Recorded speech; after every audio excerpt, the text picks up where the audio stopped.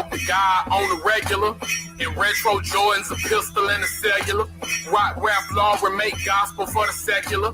Sinners and heathens in my area. You a Judas Iscariot. Look, I'm a Peter. I'm out here trying to be Paul. You a blood bank, brother. I will make a withdrawal. When the war's on, I pray that I answer the call. I'd rather die fighting in it, not hiding with y'all. Get euthanized, you will die with your dogs. I'm on this corner like balls. Brother, I can get you applause. I'm Joe Clark, you just monitor halls. I'm working with my neighbors, and brother, you are hot on the blog. I'm in the streets with our people on the daily. In the classroom trying to educate our babies. Ain't no cavalry. Them white folks ain't coming to save we. And I'm too son if the South Side Haiti. These deacons and dope boys raised me. Them clowns in your clique, who they with, bro? Barnum or Bailey. My weapons all registered. The coppers don't faze me. Look at the monster oppression has made me a witness to street gangs cracking the 80s. Cousins in the state, in the Fed, in the Navy. Sell cane, wear chains, drive a Mercedes. The weak go along and the strong go crazy. The weak go along and the strong go crazy. The weak go along and the strong go crazy. The weak go along and the strong go crazy. The schools we go to are reflections of the society that created them. Nobody's gonna give you the education you need to overthrow them. Nobody's gonna teach you your true history, teach you your true heroes, if they know that the knowledge will help set you free.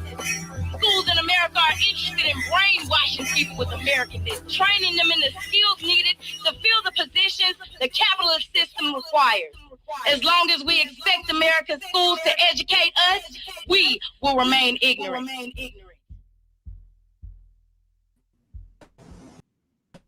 Bro. What up, African? How you feel? Can you hear me? Yeah, I hear you loud and clear. Can you hear me? Yeah, I hear you great. I ain't heard you in so long, bro. Right, I thought you got raptured. So I called my aunt. Well, I sent her a text first. And when she responded, I called her. And I said, well, I know if you hear, the rapture really didn't happen, so I got a little bit more time. I wish I could have bumped into some people that was selling their stuff or giving it away. I asked the people, nobody gave me nothing. I made an appeal and shared my Cash App and said, you know, you probably want to unburden yourself with your worldly possessions because God, last I heard, ain't too keen on rich folks. That's all I'm saying. And they be talking about gay folks and trans folks, and God ain't got enough for the rich. He didn't say nothing about them in the eye of the needle. But apparently there were some believers who divested themselves. Yeah, but see, I didn't bump into none of them. Yeah. Them's is let's be white clear. folks of means. I would have took all their stuff. Yeah. Well, you know, we can be cool because, you know, another end time prophecy is right around the corner. Yep. They gonna triple it back, man. But anyway, I'm glad. I mean, being a non-believer, I hope for the rapture too. Listen, bro. I can't imagine a world without religious zealots. But this is what gets me. The book say no man knoweth the hour. So why do these people keep telling other people that they know the hour if the book tell you that nobody knows the hour? I have the answer to that. Okay. The book specifically said no man knows the hour, which essentially is talking about mere mortals. Okay. You'll notice one thing about the people who make the predictions about the rapture are up here. They're above mere men. They're above mere mortals. They either embody God or they are the worldly manifestation of God. You'll notice. So prophets and other holy men of this age don't see themselves as mere men. So of course you don't know the hour. You're nothing. You're flesh and bone. You're a mere mortal. But me? All right. So, but this is the thing, right? The scripture also tells us that that's not true. Like, if you second person plural accept Christian dogma, the thing that Christians will tell you is that they don't need a man to intercede on their behalf because they had Jesus. If you're a Protestant. That's what I'm saying. Like, the Catholics still believe in like an intercession that's not Jesus, right? Right. But everybody else, the claim to fame is we got a main line to God. All the other Christians. Very true. That if you are a Protestant, I went to a Catholic school, and believe it or not, when there's no Protestants around, Catholics make fun of y'all. Because you'll notice you got in the Protestant umbrella, first you had Catholicism, which reigned for a millennium. Right. Then you had the Protestant Reformation. And then you had the Baptists, the Anabaptists, the Calvinists, the Dispensationalists, the Church of the Kojic, what's the Anglicans, the Puritans, the Mennonites, the Amish, the Moorish. So they said when the Protestants abandoned God's region on earth and rejected God's region of earth, the Catholic says we've been pretty stable. One leader commanding hordes of pedophiles without much internal factions. Yeah. You have Eastern Orthodox and Catholics, but the Protestants, they fracture every week. There's a new Protestant sect popping up. And now the hot one now is the non-denominations. Right. And the universalist. No, they're not that new. They old. They're not new, but yeah, but they kind of pretty much. But yeah, you're right. They're not that new. They've been around.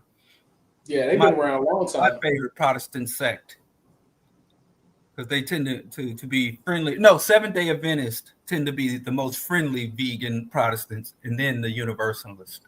Yeah, the Universalists, man. I went to a Unitarian Universalist church, and no wonder you didn't get raptured. Yeah,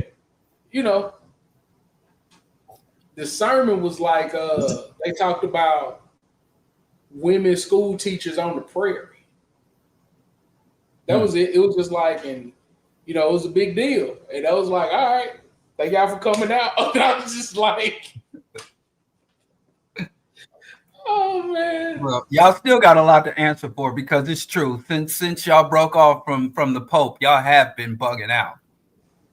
Yeah. Y'all been banging out and bugging out. So there is an argument for having a one official spokesperson. But this the problem with all of the popes and the priests,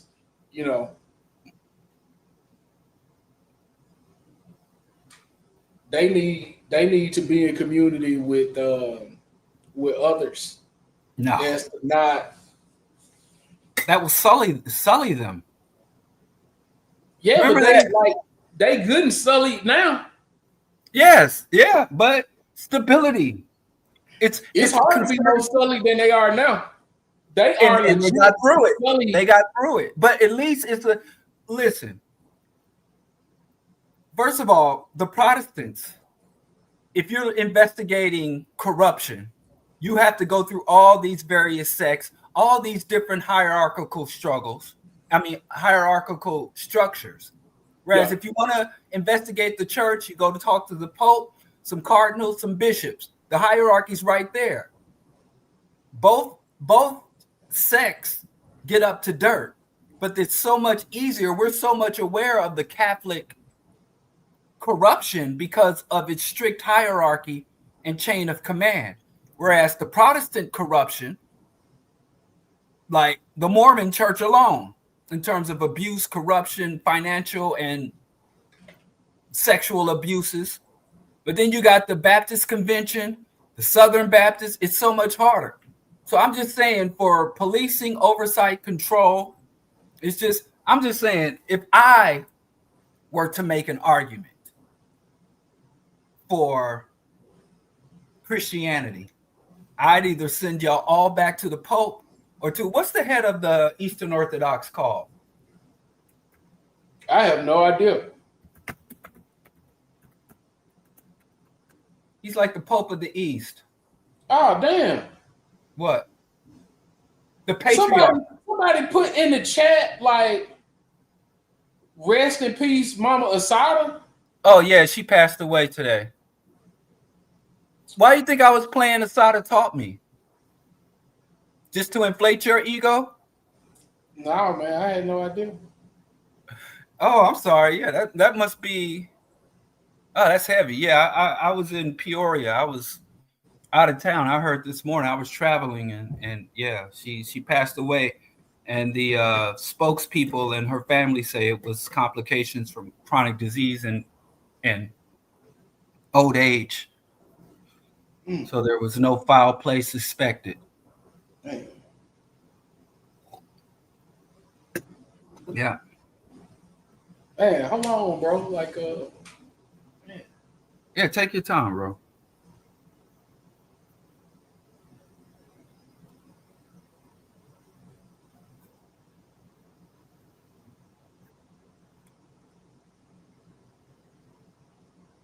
Like,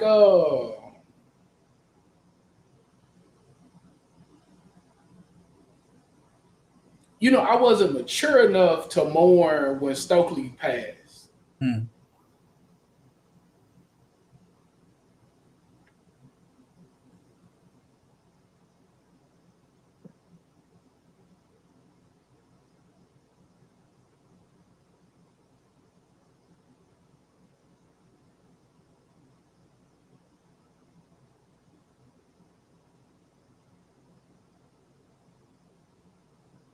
All right.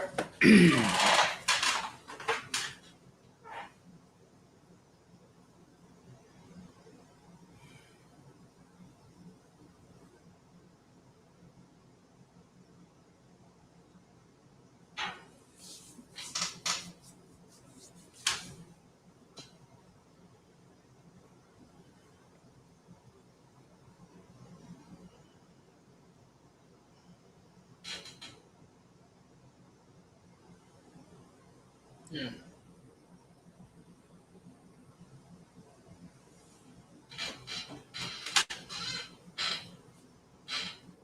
Okay. You all right? You good? You know, I was thinking when she passed at 78 years old,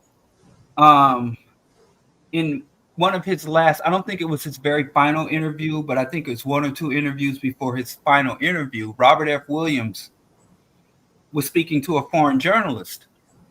And the journalist had asked him, you know, why aren't you as prominent as Malcolm X and Martin Luther King and Medgar Evers? Why isn't you are just as active and a force for that struggle in the Deep South? But your name, and do you have any resentment? He said, I don't have any resentment that I'm not up there with the icons of the struggle, because I understand. He said, you know, I'm an old man surrounded by my children and my grandchildren and my loved ones. And our enemies want us to believe that if you stand up and fight for our people, not only will you live a miserable life, but you will die a premature death. So they don't like to tell the story or hold up freedom fighters or revolutionaries that not only opposed them, but lived long lives and were loved and lived in rich lives. And he would say, you know, essentially that I'm more of an example of what it is to struggle and what the struggle brings to your life, more so than the martyrs, even though the martyrs have a special place. You know, the survivors and those who endure are the standard. So that's one thing I thought about Assata, having lived a long life and I know for a fact that she got so much love and recognition and appreciation for her contributions in her lifetime, and she passed on knowing how well she was loved appreciate it and even emulate it. Just so many of our modern day freedom fighters have made essentially a pilgrimage, to sit and learn at her feet. I remember growing up, I was always inundated with recordings, interviews, audio and video recordings of people who went down and would interview her and come back to the college campuses and pass that. Back then it was DVDs and cassette tapes around. So that's the thing I really, really made me feel good to be like, wow, she's one that was under unmitigated hounding. Same thing with Pete O'Neill, who's still with us, the Panther in Africa. It shows that our enemies are not invisible. And we do owe a debt to Cuba and the Cuban people, having provided refuge for African freedom fighters and freedom fighters from across the globe for over half a century. It's kind of my thought. Yeah. It's just, man, like,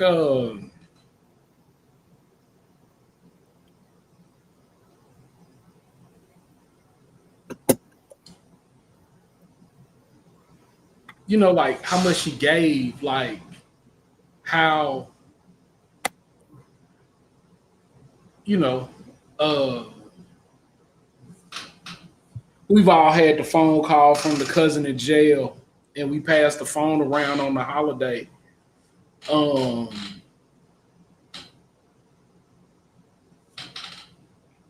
just wondering what that was like for her to talk to her family when she could, and how much her family has been surveilled, how much all them people gave, how much all of our people gave for her to do what she did for us, I had a buddy who would cut my hair every now and then, and I tried to go to him, but he was just so heavenly focused. He isn't any earthly good, right? And it was a picture of Malcolm X and his daughter was asking me questions, and I showed her a picture of Malcolm X, and she said, "Who is this?" And I said, "He died for you." And her father, the man I'm talking about, was just so, he was pretty uncomfortable with me telling his daughter that a man not named Jesus died for her. And how sad that made me for him and for her to be absent of a resistance. And Assata is just like, like how many, I know two of my homeboys named their daughters Assata.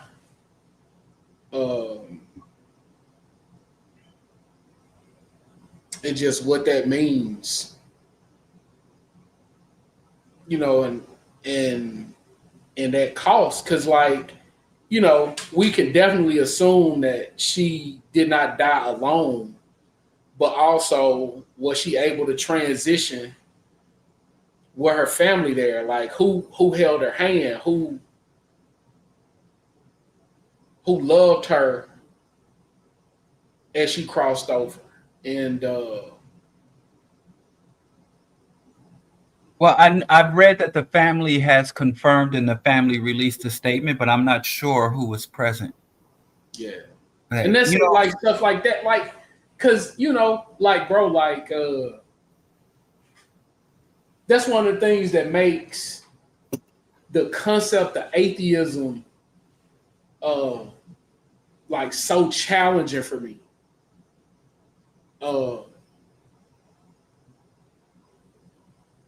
Because I just don't want to believe that when I die is nothing. Like what is the point of resisting, of doing the right thing, of if I just die and that's the end of it, right? Like, so just thinking who visited her as she transitioned. Like, did she get to see her old comrades? Like, did they welcome her in? Like, I'm just thinking about all of that and how somebody loved, man, I'm getting so emotional. Like, somebody loved me enough to sacrifice all the things that she sacrificed, and how, like, I owe her for that sacrifice, man. It's just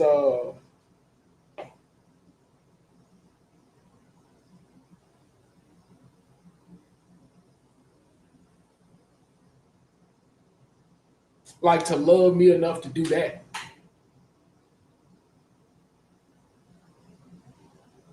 Cause, you know, like, it's easy to romanticize, you know, fighting and winning, and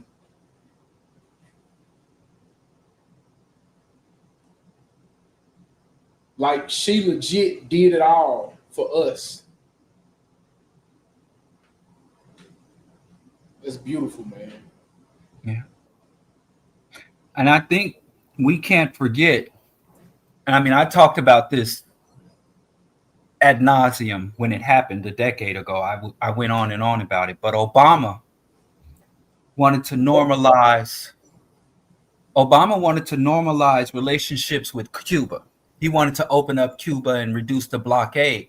And a big part of his progressive and liberal constituency wanted him to normalize relationships with Cuba. And when he made that promise, the right used it because they were already saying he was a communist and he was soft on terrorism. So in order to balance that out, to say, well, I'm going to open up and grant more diplomatic and cultural exchange with Cuba, I'm going to allow for some economic connections or reduce some of the penalties for trade with Cuba, he, in turn, to show that he was, even though he wanted to open up to Cuba, he wasn't soft on Cuba's crimes. He doubled the bounty on Assata from $1 million to $2 million. Did. And he removed her. He moved her from the FBI's most wanted to the terrorism list. And I mean, if you know anything about the Bush administration and the Patriot Act and the transforms, like, it's one thing to be wanted by the FBI. It's a whole nother thing to be on the terrorist list, because that will open you up to summary execution, not just capture and trial. Yep. So Obama, I mean, he did a lot of things to show his hands, but I mean, I think Assata, just her very presence, forced everyone, especially in the prominent and public eye, to really, oh shoot. Sorry, I pushed the button. Everything went black. Forced everybody to kind of show and prove, you know, the claim they set, to really show who they were, because Assata's stance was so strong against imperialism, capitalism, white hegemony, and all of the other injustices. There's no way you can say, well, I'm for the people, I'm for democracy, I'm for justice, I'm for women's rights, and not be clear on your solidarity with Assata and what she was going through personally and what she represented and what she embodied. Absolutely. That's like, period. But yeah, I woke up to that message this morning, early this morning, before I had to embark on like a 4-hour drive.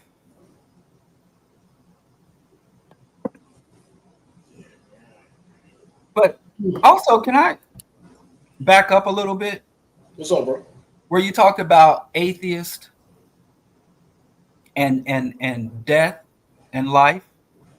I think no one can have anybody with a supernatural belief system that extends prior to or after one's life can appreciate life itself more than an atheist. Because most atheists I know, not all, conclude that. Hey, bro. Hey, like, hey, check this out. This guy right here. Like, I don't really know you, champ. I don't really know what you on. But I done told this chat several times that I don't really do that internet thing. Where, like, you know, like if you got a problem with my faith, you know what I'm saying, take that and do whatever you want to do with it, champ. You know what I'm saying? But hey, now is not the time for that. And I really don't know why you trying to hold on. I really don't know why you trying to get down like that. Like, you know what I'm saying? That's some real agent behavior. You know what I'm saying? So I hope your application with ICE is accepted. Maybe he can send us a list of approved topics. Yeah, I hope it's ICE. You know what I'm saying? He probably wears mask at work for ICE and do all that he need to do, man. I hope your student loans get forgiven, champ. You know what I'm saying? Oh, wait, they doing that? Yeah, listen, bro. I told my brother was like, I don't do that. Hey, my brother was like, man, I don't know what me. Wait, what? What'd you say? Yo. I always wonder what my threshold is. I finally found my threshold. Y'all be good. Good luck with your struggle. Bro. Good luck with your revolution, y'all. Yeah, bro. Yeah. Go ahead, champ. Like an atheist. I'm just saying, life. I genuinely, I'm gonna just speak for me. Mm-hmm. I genuinely think after we are gone, in terms of it's oblivion. And so that is what drives me to make connections and impacts in the material world. Mm-hmm. You know, I do think that I'd be more like, what is his name? I think it's Saint Anthony. If I really was a believer, I think I would be like one of those ascetic monks, hermits, with a vow of silence. Mm-hmm. Because it's not atheists that, and I know, and I'm not denying them or saying they're not real atheists. Mm-hmm. Not nihilism and fatalism, and even a level of hedonism can be associated with lack of faith.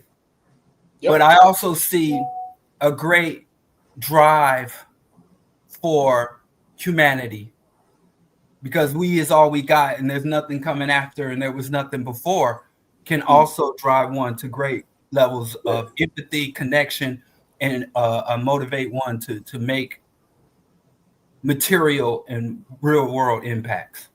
Yeah, absolutely. Absolutely. I mean, you know, I'm sorry for getting that. Bro, I be getting so worked up because, like, a lot of these people that be saying stuff on the internet, bro, like, I just don't believe they would talk to anybody like that in real life. And then, you know what I'm saying, like, this guy, you know what I'm saying, like, I'm sorry for giving him this much attention. Tell Skip to go back into whatever hole he crawled out of, LMAO. Like, who said that? The same dude talking about, I'm always talking about my faith. You know what I'm saying? Like, and I assume, I assume this somebody you know. I don't know that guy. What? Oh. But you know what I'm saying? Listen, why you put him on me? I have no idea who Mac Trey is. Hey, I don't be on the internet to know none of these weirdos and lames. You know what I'm saying? So I know who I know. I don't know Mac Trey. Yeah, but you know, I'm sure he real tough in his neighborhood. Dang, I think that's somebody you know. Can't. I know him for being on here. And by knowing for being on here, you know what I'm saying? Like James. I saw his name on the internet today. I've never even seen him on here before. Yeah. Hey, man. You know, shout out to, you know, what Malcolm you say, friends and enemies. You know I don't know. Maybe we have some you know, earthly people. Yeah, Agent Trey. My brother in Antichrist. Yeah, man. I'm trying to calm myself down, man. But, you know, I just, man, like, to have a child, you know, like, she didn't get to go to the graduation. She didn't get to, you know, like, all of the things, like, she went at no soccer tournament. Yeah. And like the struggle with trying to even do something as simple as get on the internet and talk to each other in front of other people, right? Is so impacted by I gotta fix this, I gotta move that, I gotta drive this kid there and take this kid here. Yeah, I mean, just that sacrifice is so great. And what's so crazy is that the United States basically encapsulated her. Mm-hmm.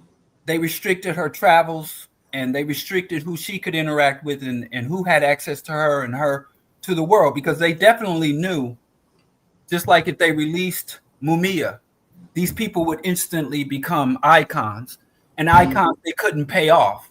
Mm-hmm. Like Nelson Mandela. Hey, listen, I'm going to tell you something about that. Go ahead. And so, and what's also deeply ironic is that the United States itself, like Cuba, has provided refuge and cover and protection for revolutionaries all over the world. Yep. The United States has been a refuge for tyrants, genociders, money launderers, mass murderers. From Cuba, there were Cuban saboteurs doing everything from blowing up infrastructure to poisoning crops and livestock to assassinating Cuban officials that the United States has given wonderful mansions in Miami. Haitian butchers, people who butcher their own people.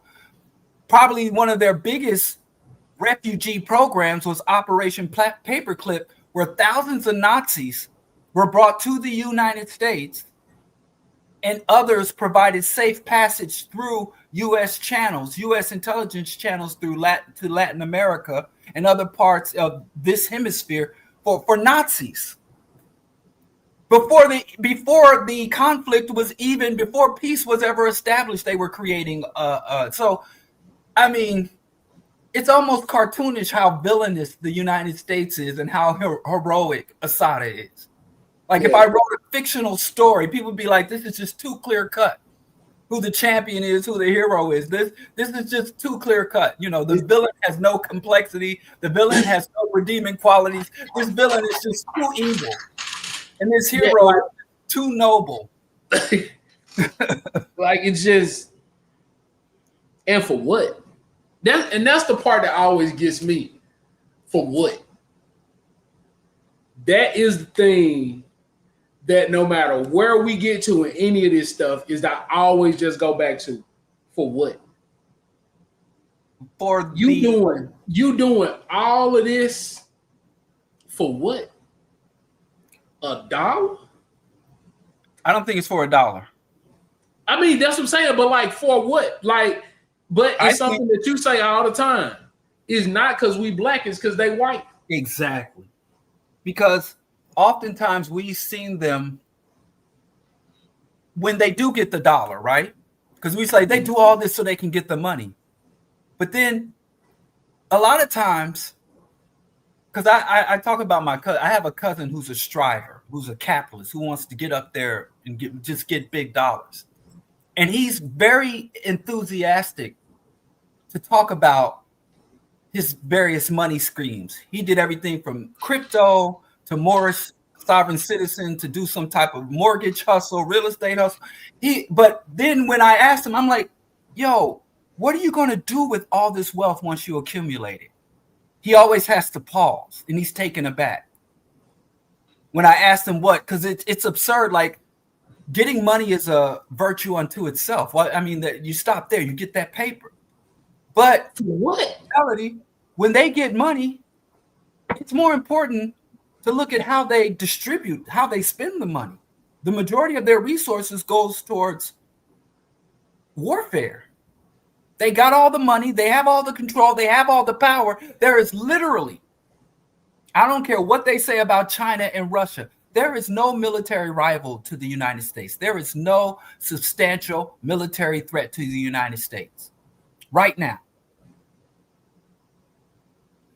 Why are they still investing the vast majority of their resources in military?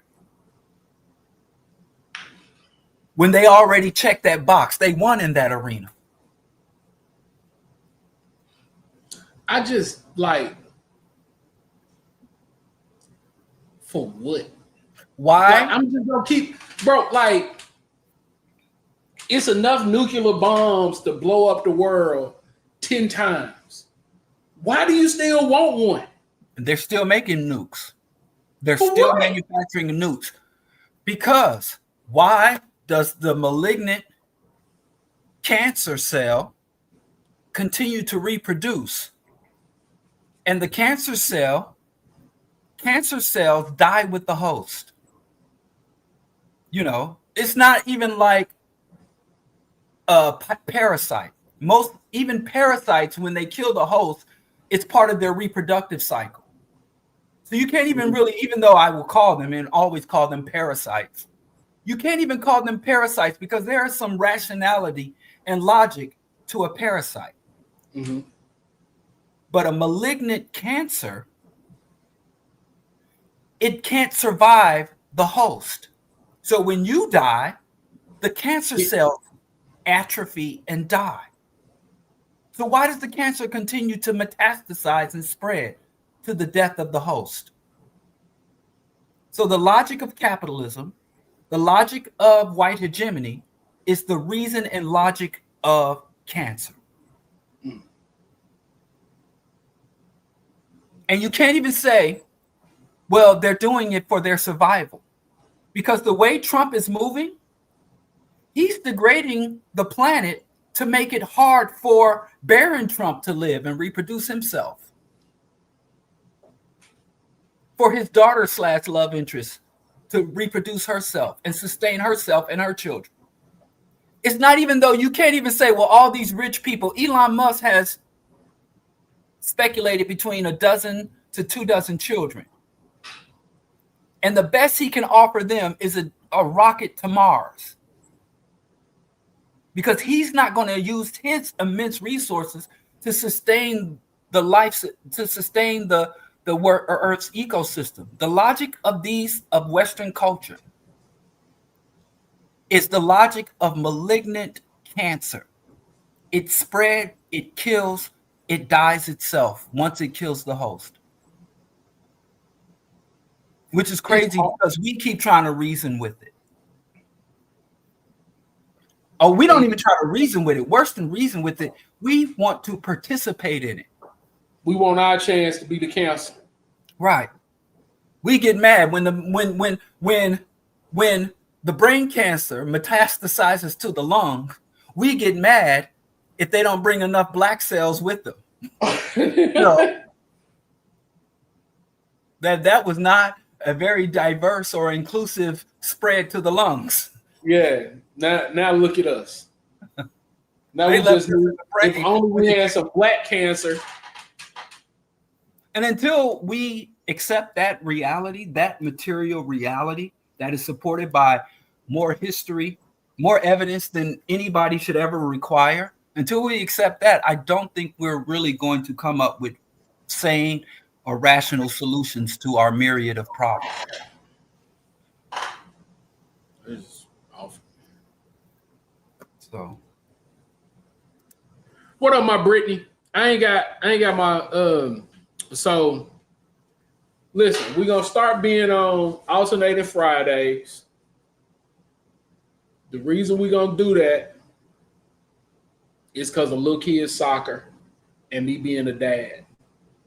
But also I haven't been able to set up my top phrase I've ever heard. Go on. What? It's just not very hip hop, man. What you mean? Like take care of my kids? That's not hip hop. I know. That's why I'm not hip hop. I couldn't even convince you to get one face tattoo. No, not. See? And you got to put a little in front of your name. Little Skip. But I'm huge. Does any of that matter? I'm just saying, you know. But I got to get my little setup together. But like this, like step one, I think it's all right. It's coming together. Yeah. The struggle continues. But, you know, I wanted to talk about, and this was inspired by Assata's legacy in terms of revolution or regression. we're either revolting, we're either providing sustained opposition to the system, or we're regressing. Like there's nothing in between. And when it comes to revolution itself, I see that we do two things in relationship to our revolution as Black people. We mimic our revolutionaries of the past, or we try to replicate revolutions of the past, which both of those are counter-revolutionary or reactionary behaviors. But those are the most dominant forms of revolution or Black struggle and consciousness today. Okay. And mimicry means that you put on the cover of something, but you don't embody the essence of it. Mm-hmm. So a mimic looks on the surface like it's a replica. On the surface, so I put on the leather, I put on the cap, I hold up the black fist, I say revolution, Black power. But internally, there's none of the internal substance there. And replication is basically you put on the thing, but you are genuinely and sincerely trying to recreate what was lost. Now, I disagree with both of those. And in fact, I think the mimics do less harm than the replicators. Okay. Because you move through the conscious community, we got Black people talking about Black Wall Street. We got Black people, you look in the Black community, we got neo-Garvey people trying to replicate Garvey, Black Star Line. We got people, which I'm sure we're going to see a severe uptake in people trying to recreate what the Panthers did and replicate what the Panthers did. And not only does it degrade their actions and show a lack of appreciation for their actions, it harms us going forward. Okay. Because imagine your offspring who just want to do what you did and no more. When the dream of every parental figure, whether that's a physical parent or an ideological parent, is that your children take what you give them and go further with it. Absolutely. I'm about to get biblical about the talents. Yep. But it's, I think that does apply to the secular world and the struggle in its own way. With the three servants and the three talents.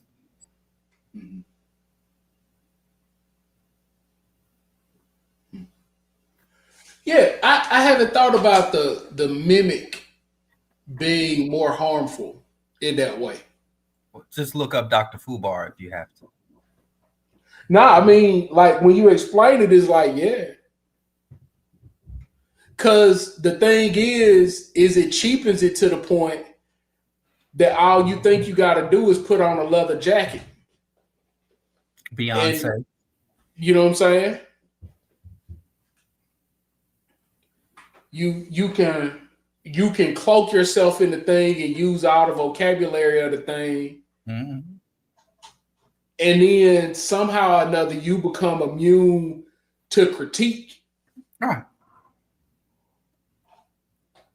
And it's so disrespectful. Like a while back, the Huey P. Newton Gun Club was becoming very popular.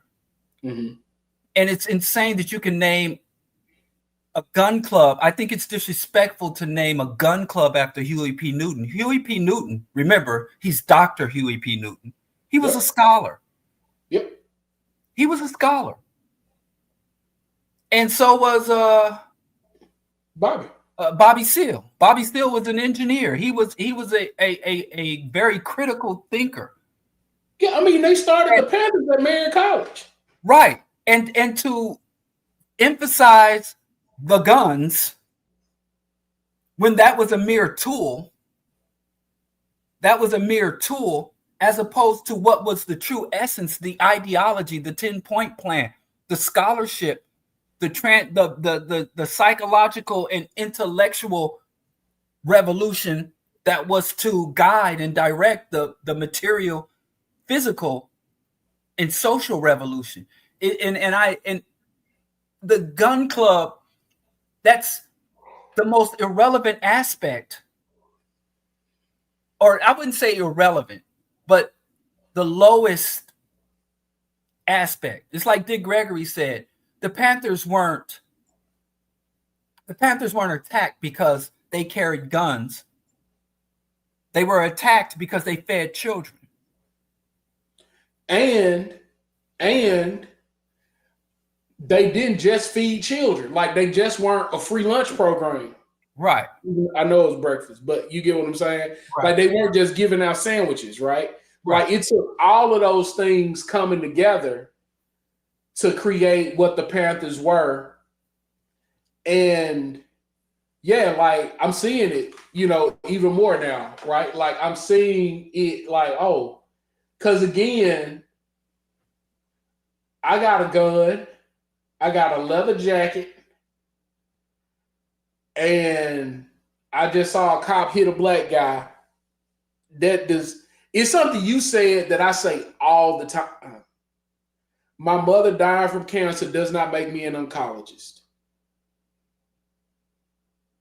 And I just think putting on a leather jacket don't make you a revolutionary.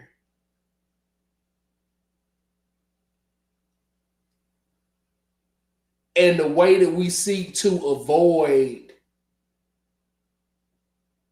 the boring stuff is the problem.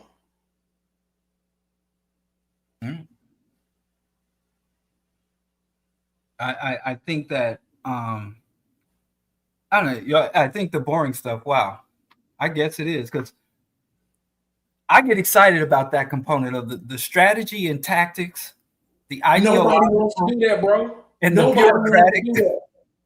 Bro, like, you will be shocked at the number of conversations that I've been in recently.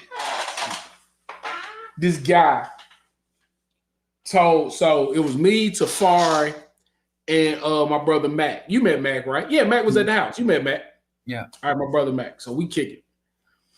And we asking some young people questions about why they haven't asked any critical questions about the experiences they've been having. And what does it mean to just accept whatever you're being given by whoever is giving it to you without looking at it critically and like really trying to engage with it, right? To that end, Mac makes the point that the most impactful thing that has happened on this side of the world is the Haitian Revolution. To which this other guy says, I'm not going to name him, this other guy says, that was just a skirmish. The civil rights movement was far more impactful.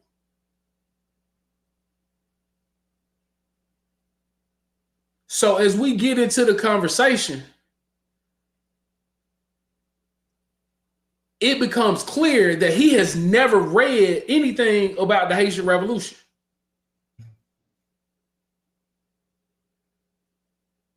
Why did you feel the need to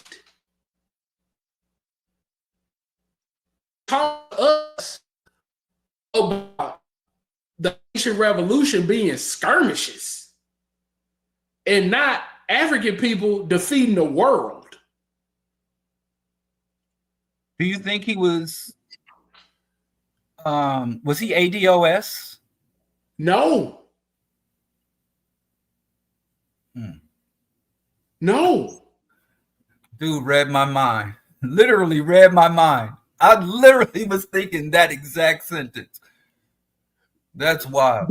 This is the thing y'all got to recognize, right? This is happening in real time. So imagine how you feel hearing that, like, recalled. Imagine how it feels to hear it live. Oh, I had to come back for that, though. Bro, my brother tells him, hey, man, well, it's clear that you don't know as much about the Haitian Revolution as or the civil rights movement. Right. getting into this conversation that we thought you did. So maybe you should read this book, and this book, and then just kind of get in it. And you know what this man said? What? I ain't reading them books. At least he's honest. Give him that. Bro, why you even talking to us then? Because, I mean, bro, I could rap and I could read.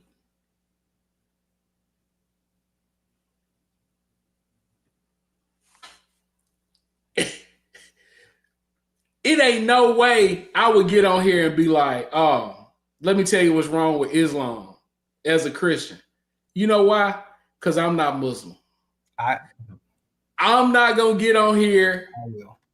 Yeah. But look, you ain't got no dog in none of the fights. Oh, yes, I do. I got too much going on my side to be worried about what's happening on somebody else's side. Yeah, I do agree with that. I do agree because the first thing I would be like, yeah, what about your house? That's all I'm saying. So for you, second person plural, to be like the Haitian Revolution wasn't that big of a deal, to be met with sources and to be like, I'm not engaging in them, is essentially the worst form of mimicry. You're only telling us what you have interpreted, and you have not challenged any of that.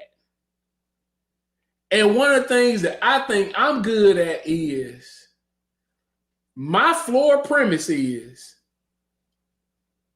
there is no reason for Black people anywhere on the planet to have the material conditions that we have. There is no reason for that.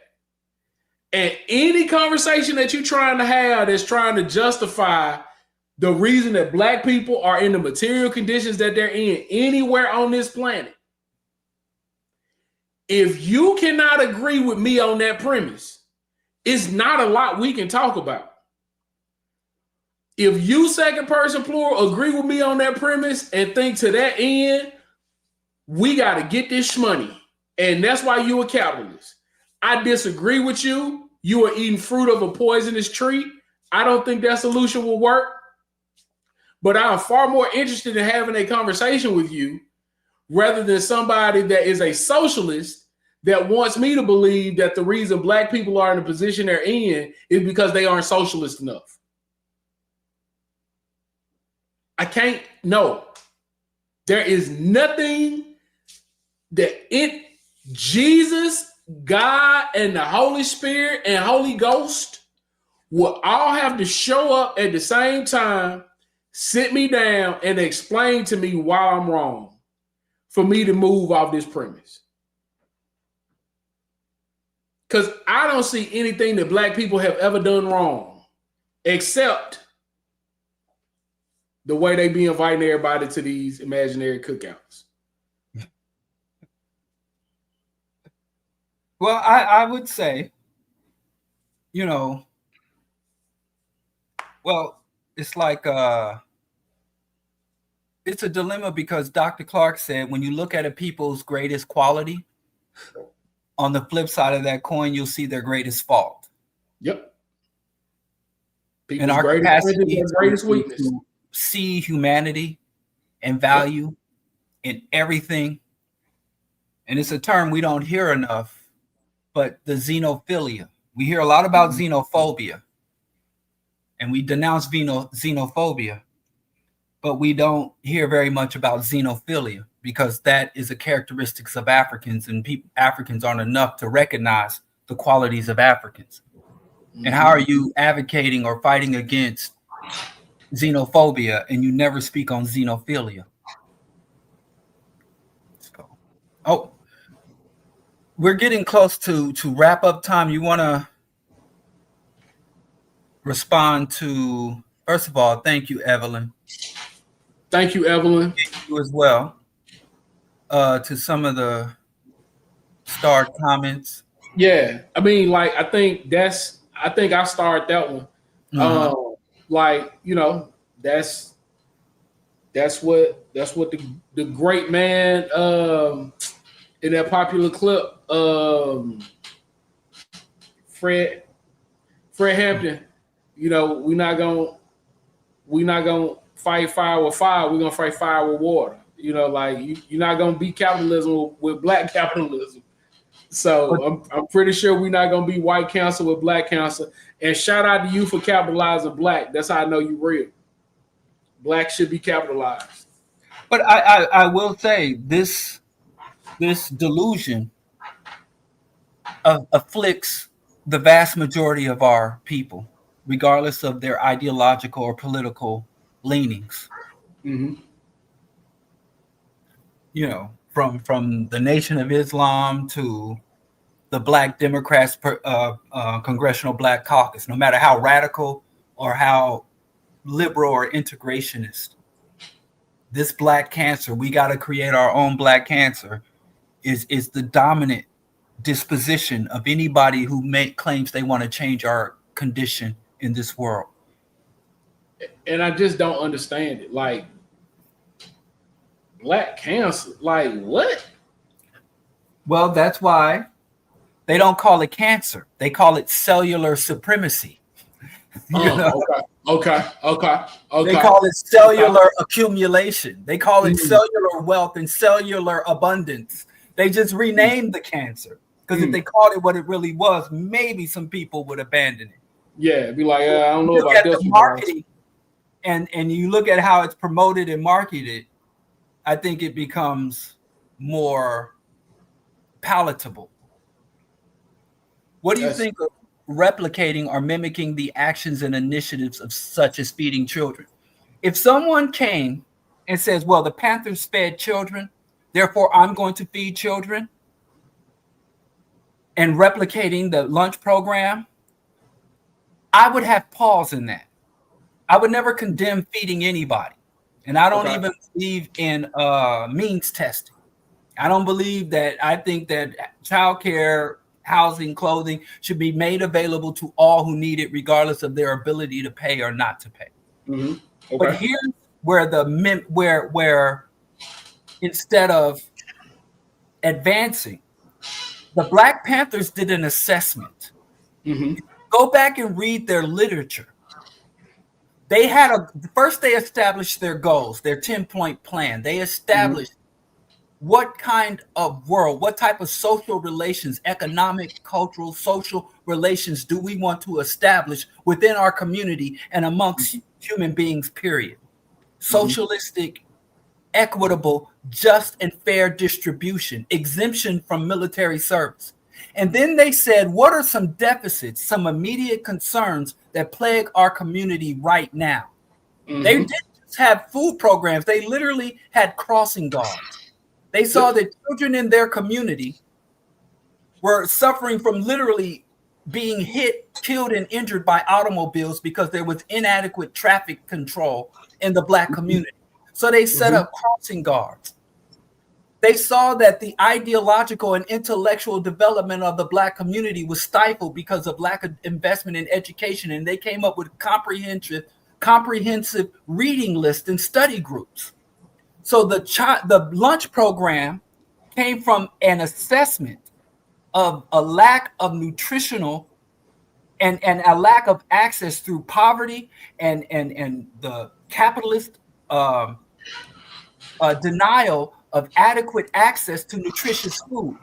So they didn't feed children in order to look good or to impress anyone. They did an assessment. So if you in 2025 saying, well, this is the arena that I'm operating in, these are the long-term goals of our organizations, this is the short-term goals of our organization, and these are the resources available to us in this time, and in that assessment, that needs assessment, you saw that there was malnutrition, food instability, and you started a feeding program. So you didn't do a feeding program because you're mimicking the Panthers.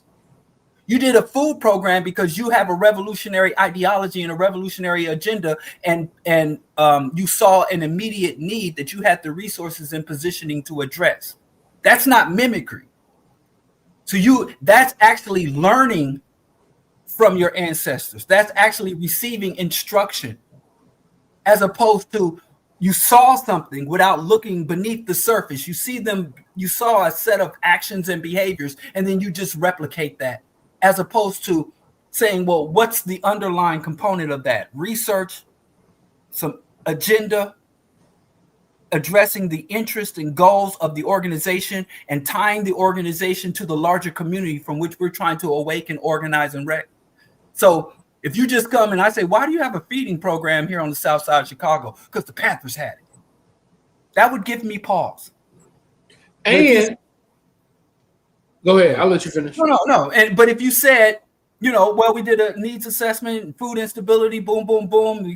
It's a food desert. You go to the food establishments, it's processed, denatured food. So boom, that's why we got this food program. Two different things. Yeah, two very different things. Also, I think that like you, second person plural, can do a good thing and it not be the best thing that can be done, but it's still a good thing, right?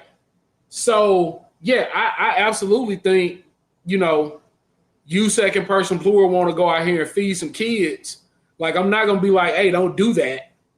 But I think the problem is when we start trying to elevate things that aren't things into things that are, and we know what it takes to build those things, right? So if you have a free lunch program, that's great. Well, we doing it because the Panthers did it. That's great. But don't talk like you're a revolutionary because you got a food program. The Salvation Army got a food program. You see what I'm saying? Like, I think it has to be one of those things where we are not afraid to call things what they are. And things have names. Running a free food program is not being a revolutionary. And calling yourself a revolutionary with no program, no way to feed anybody, no name in your community is just as odd to me. Like nobody in your neighborhood knows your name, and you trying to tell me that you're a revolutionary. That's odd to me.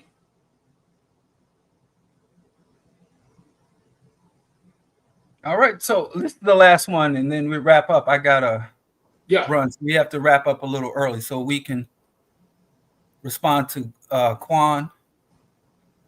What do you think of? I'm sorry. What do you think of folks who want to integrate but under socialism instead of capitalism? I have a brother I organize with who seems to have this view. Well, shout out to you and your brother for doing the work. The question becomes, as my history professor, Dr. Davis, used to say, I need a compelling document to justify that position.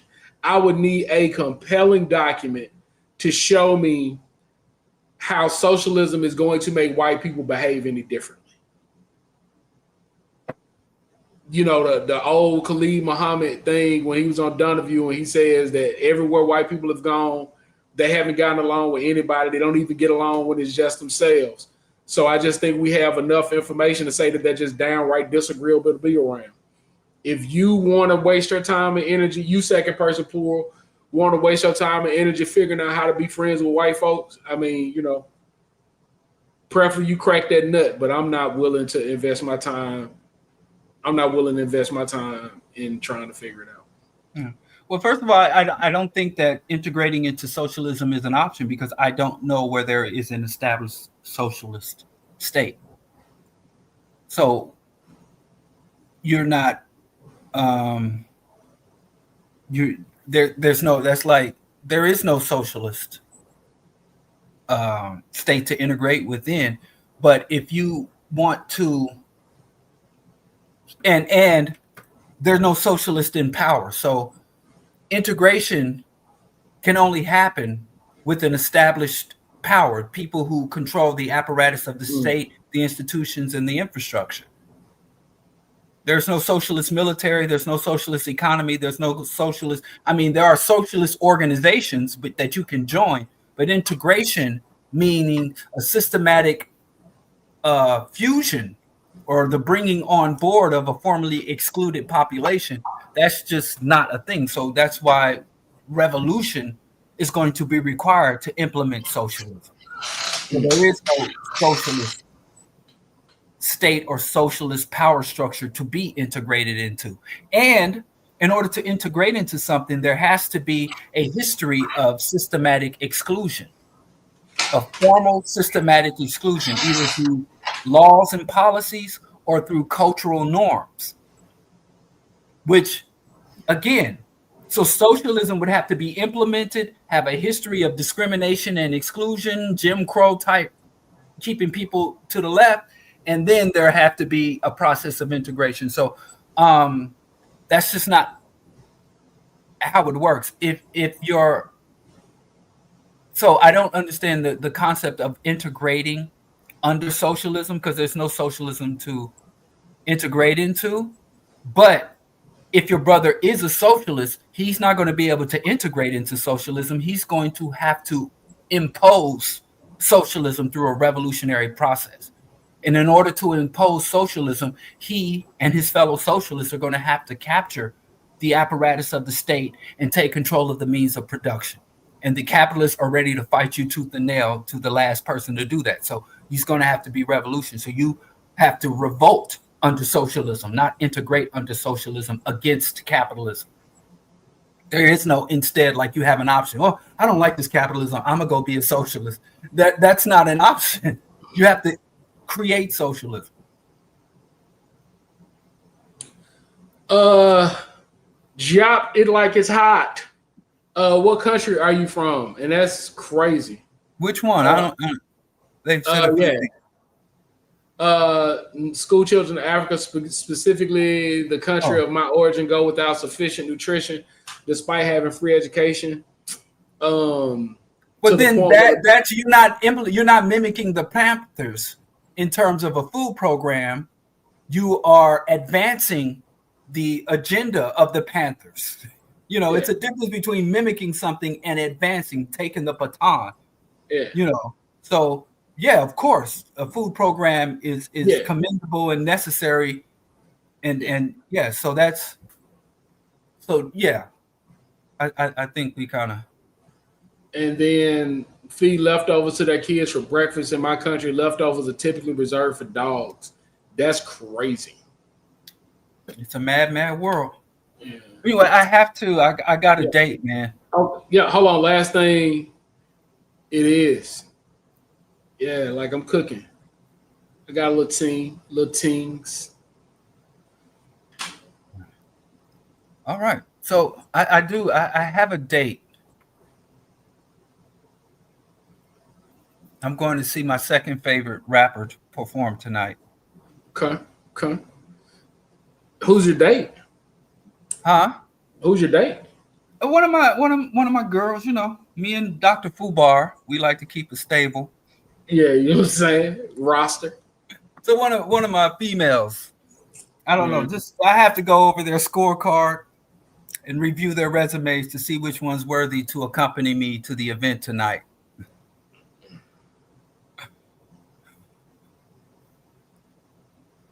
Yeah, you gotta make sure that they good, man. Yeah, everybody by any and all means necessary. But yeah, I do advocate by any and all means necessary. I think that,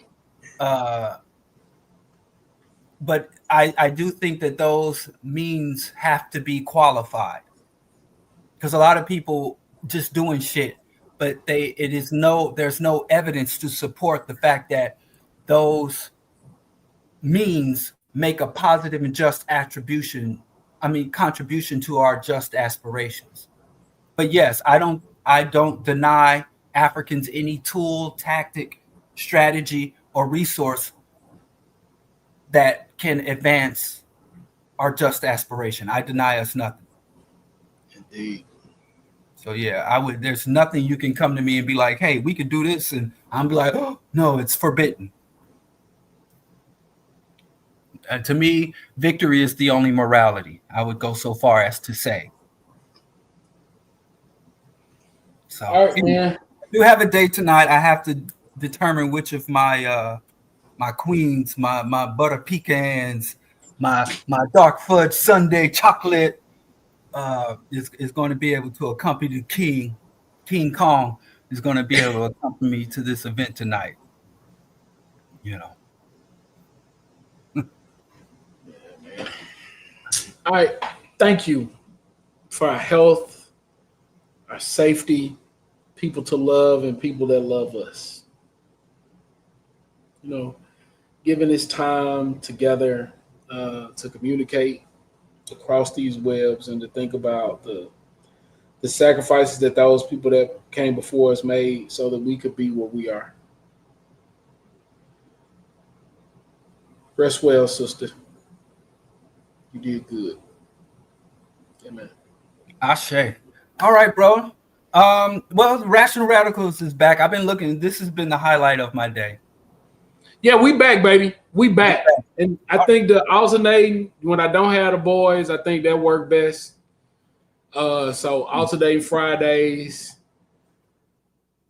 And then if I got to do soccer, I could get to the hotel early enough to set it up, and then we'd be good to go. So I think we good. All right. Until next time, bro. All right. Peace.